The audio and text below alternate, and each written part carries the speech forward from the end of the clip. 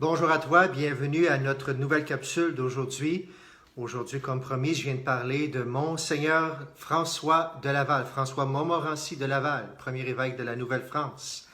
Je t'en parle, bien sûr, avec plein de textes qui existent déjà. Je ne vais pas créer des nouvelles choses. Je prends des histoires qui ont déjà été écrites dans des livres de liturgie, dans des livres d'histoire et tout ça. Je te raconte un petit résumé rapidement et un chant aujourd'hui pour fêter, bien sûr, notre premier évêque de la Nouvelle-France. Alors, François de Laval, on le célèbre mercredi, le 6 mai. François de Laval, il est né en 1623 dans le diocèse de Chartres, à Montigny-sur-Ardres. En 1647, il est ordonné prêtre. C'est déjà comme il est jeune, il est pasteur, il est nommé comme archidiacre dans un autre diocèse à Évreux. Il devient responsable de plus de 150 paroisses, imaginez-vous. J'en ai 3, je vais arrêter de me plaindre. 150 paroisses, et il fait aussi beaucoup déjà la visite des pauvres. Il aurait pu partir pour un projet missionnaire pour le Vietnam, mais après l'échec de ce projet-là, il se consacre un peu plus à la prière, à l'oraison, aux soins des pauvres et des malades. Ça va marquer toute sa vie. Il est convaincu, par contre, que la Providence le veut en Nouvelle-France. Le 3 juin 1858, il est nommé justement vicaire apostolique au Canada. Et il arrive en 1659. Et dès qu'il arrive, il est pris avec des querelles, avec des gens sur place, avec les gouverneurs, à cause de l'eau de vie, bien sûr. Le trafic avec les Amérindiens, c'est une source de revenus pour la colonie, mais en même temps, c'est la cause de meurtres, de viols et d'autres actes de violence. Il est d'un cœur de bon pasteur, il aime ses brebis et il veut les éloigner des loups, justement. En 1663, il crée le séminaire de Québec, le cœur de la vie de l'Organisation de l'Église du Canada. Pour les futurs prêtres, pour le ressourcement pour les prêtres, pour la direction des paroisses, pour la vie commune, c'est un rassembleur. Officiellement évêque de Québec en 1674, il consacre des grandes sommes pour l'aide aux pauvres et l'instruction des enfants. Il fonde le petit séminaire, une école d'art, une école de métier aussi. Et ses dévotions, bien sûr, à la Vierge Marie, à la Sainte Famille. Encore aujourd'hui, puis des centaines d'années plus tard, on a la confrérie de la Sainte Famille, aux Saints Anges aussi. Il va propager ses dévotions au Québec. Sa spiritualité, le secours aux pauvres, le soin des malades, instruire les enfants, multiplier les gestes de charité. Sa plus grande œuvre, par contre, reste d'organiser l'Église du Québec, des séminaires, le diocèse, des cures, la création de paroisses et d'organisations aussi. En 25 ans, on passe de 5 paroisses à 35, de 25 prêtres à plus d'une centaine, d'une trentaine de religieuses à près d'une centaine aussi. Et finalement, il se retire au séminaire et consacre sa vie à la prière.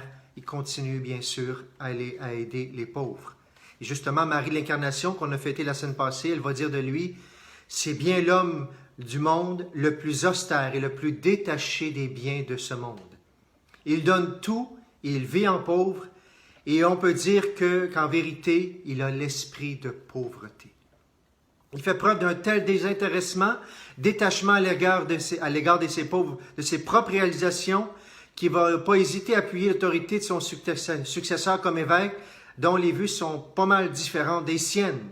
Concernant l'organisation du diocèse de Québec, il invite les prêtres à se rallier, à se soumettre au nouvel évêque, à se réconcilier à lui. Il fut à l'image de Dieu qu'il aime, le Dieu d'amour, un bon berger, rassembleur, détaché, aimant ses brebis, spécialement la brebis la plus perdue. On va le prier aujourd'hui de nous accompagner. On va lui demander de prier pour nous, bien sûr. Et je vais prendre un chant. Vous avez cette image que vous voyez, qu'on voit souvent de Monseigneur de Laval derrière moi. Un chant pas de Monseigneur Lebel, mais de Robert Lebel. Robert, que je connais bien, tu m'excuseras. C'est pas tout à fait la même version que toi. Je vais faire du mieux, bien sûr. Mais c'est tellement un beau chant qui nous parle de lui. Mais le chant, il y a un mot en huron. Aria Wagi. J'espère que je vais le prononcer de la bonne façon. Un prêtre historien nous dit que 5 jours après son arrivée à Québec, en juin 1659, Monseigneur de Laval a donné un banquet auquel il a invité les Amérindiens. Et un ancien parmi ceux-ci prit la parole et désigna Monseigneur de Laval sous ce nom, Aria Wagi.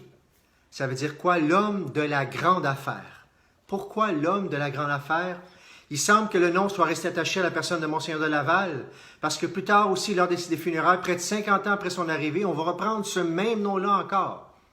C'est quoi cette grande affaire-là qu'on dit qu'on attribue à l'évêque? L'abbé Gosselin, l'historien, dit que les missionnaires jésuites se préoccupaient de parler aux Amérindiens de la grande affaire de leur salut, comme étant la plus importante que toutes les autres affaires. Et probablement que nos frères amérindiens ont reconnu justement un missionnaire de la grande affaire dans Monseigneur de Laval. Alors, je termine avec ce beau chant. J'espère que je vais bien le prononcer, le chanter aussi pour que tu puisses bien comprendre les paroles. Il est de toute beauté et il nous décrit un peu ce que fait aussi Monseigneur de Laval ici en Nouvelle-France.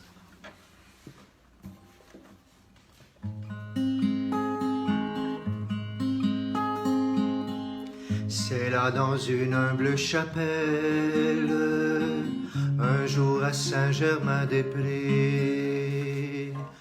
Au loin une voix vous appelle depuis la côte de Beaupré. Sur cette terre amérindienne, autour de l'île d'Orléans, où naissait l'âme canadienne et tout un peuple en même temps. Mené dans un canot d'Écosse, vous parcouriez le Saint-Laurent, sans autre garde ni escorte que quelques braves paysans. Pas de cheval, pas de carrosse, non c'est à pied que vous alliez. Sur vos raquettes et sur les glaces, chez l'habitant de ces contrées. Ariawagi, François de Laval, tout premier pasteur de notre peuple. Ariawagi, François de Laval, bien-aimé pasteur au cœur du peuple de chez nous. Vous étiez l'homme du partage, toujours prêt à tendre la main pour dispenser votre héritage, offrant vos terres et vos biens, tout en disant que c'est à l'homme de vouloir gagner l'univers. S'il en vient à perdre son âme en oubliant celui qu'il sert, ce ne sont pas les plus beaux langages, pas plus que les plus beaux discours qui portent fruits et témoignages, mais notre joie et notre amour. N'alliez-vous pas vers les malades sans craindre de toucher leur plaie, faisant leur lit et le ménage, passant vous-même le balai. Ariawagi, François de Laval, tout premier pasteur de notre peuple.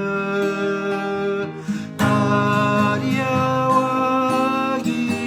François de Laval, bien-aimé pasteur au cœur du peuple de chez nous. Pasteur de grande vigilance, il vous souffrait d'être mêlé aux brouilleries entre puissances et leurs intrigues obstinées,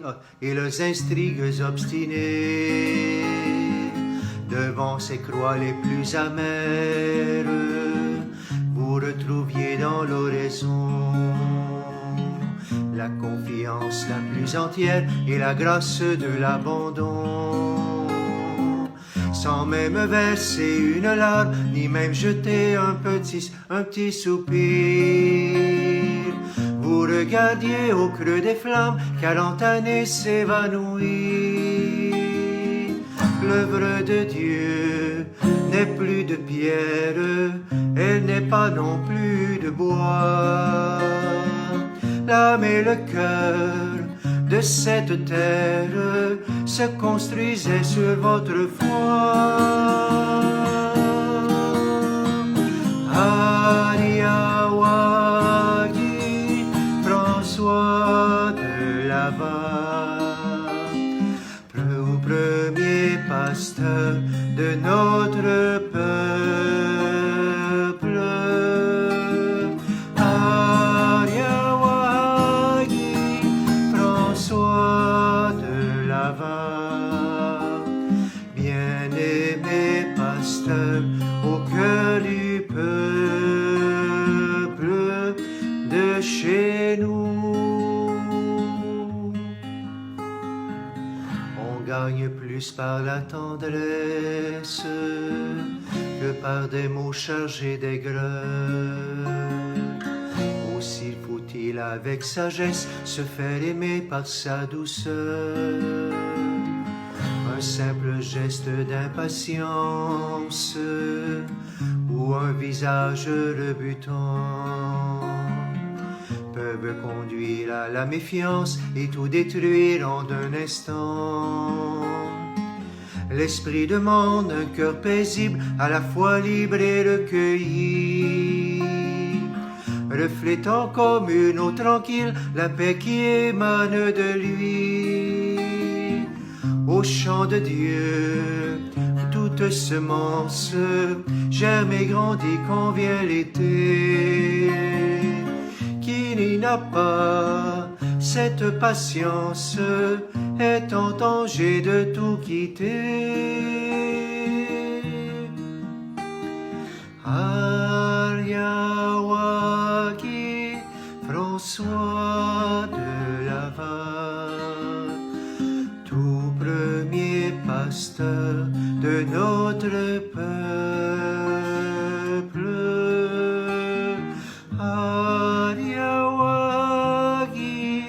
François de Laval, bien-aimé pasteur au cœur du peuple de chez nous. Et nous te prions, François de Laval, pour ce peuple d'ici, bien sûr, de Nouvelle-France, pour que tu viennes nous visiter, chacun de nous, tous ceux qui ont besoin de notre prière à ce temps de pandémie. Et ensemble, nous prions. Notre Père qui es aux cieux, que ton nom soit sanctifié, que ton règne vienne, que ta volonté soit faite sur la terre comme au ciel. Donne-nous aujourd'hui notre pain de ce jour. Pardonne-nous nos offenses comme nous pardonnons aussi à ceux qui nous ont offensés. Et ne nous laisse pas entrer en tentation, mais délivre-nous du mal. Amen. Saint François de Laval, priez pour nous. Saint François de Laval, priez pour nous. Saint François de Laval, priez pour nous. Et que le Seigneur te bénisse et qu'il te donne sa force, qu'il te donne sa prière, qu'il te donne cet amour des pauvres, qu'il te donne un cœur aussi d'évangélisation pour notre monde qui en a besoin. Et que le Seigneur te bénisse aujourd'hui. Au nom du Père, du Fils et du Saint-Esprit. Amen. Chantons une dernière fois le refrain. Ariawagi. Ariawagi, François de Laval, tout premier pasteur de notre peuple. Ariawagi, François de Laval, bien-aimé pasteur au cœur du peuple de chez nous.